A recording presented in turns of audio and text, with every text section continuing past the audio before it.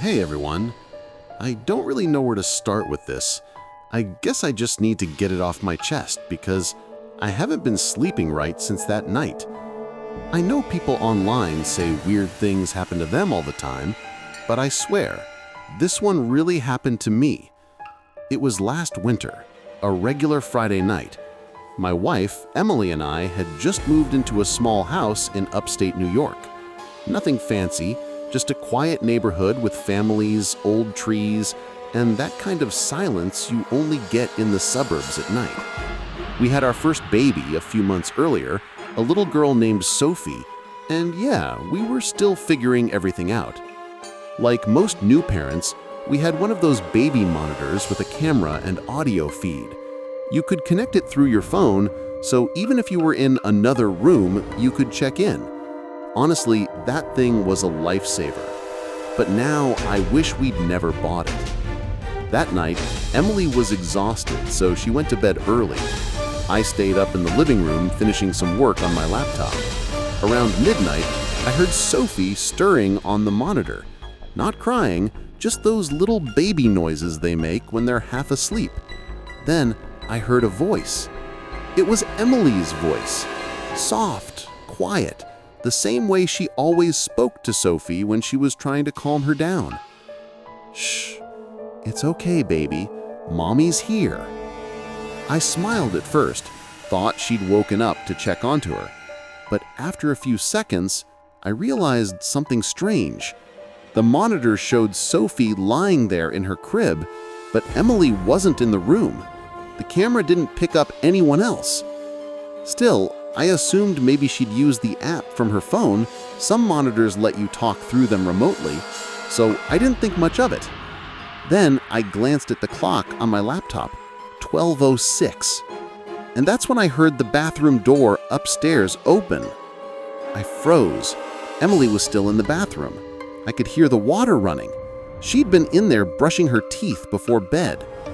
So who the hell was speaking through the monitor? I stared at the screen again. Sophie was still half asleep, her eyes flicking open now and then, but there was movement in the corner of the room. Just a small shadow near the crib. I thought maybe the light from outside was playing tricks on the camera, but then it moved, closer to the crib. My chest went tight. I didn't even think. I just ran upstairs. When I reached Sophie's room, it was freezing cold. Not open window cold. It was like walking into a refrigerator. The air felt heavy, and I swear to God, there was a faint smell of dirt. Sophie was awake now, crying, but she wasn't looking at me. She was looking behind me. I turned around, and the closet door was open. That door is always shut. Always. I didn't see anyone inside, but the second I took a step closer, the baby monitor in my hand crackled. And then, through the static, I heard it again. Emily's voice. Only this time, it sounded wrong, slower, almost like a recording being dragged out. Shh. It's okay, baby. Mommy's here. I stood there frozen, holding my breath. Then Emily called from the bedroom. Hey, did you just go in there? I didn't answer right away. She came to the doorway, saw my face, and looked at the monitor I was holding. The light on it was still on, meaning someone or something was connected. I turned it off, unplugged it, and put it in the drawer that night. But that didn't stop it. Over the next few nights, the monitor kept turning on by itself, every single time around midnight. Sometimes it would pick up faint breathing, sometimes a voice that sounded like Emily's, whispering lullabies we'd never sung to Sophie. Once, it even played a recording of Sophie crying, but when we checked the room, she was sound asleep. We replaced the monitor, changed the Wi-Fi password, even called the company. They said it must have been a glitch, a firmware issue. But glitches don't open closet doors. Glitches don't make your baby look past you and start screaming.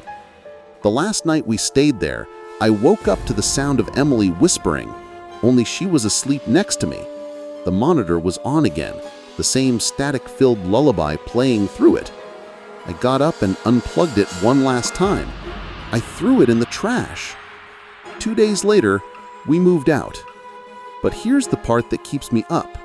Last week, out of curiosity, I checked the Monitors app on my phone.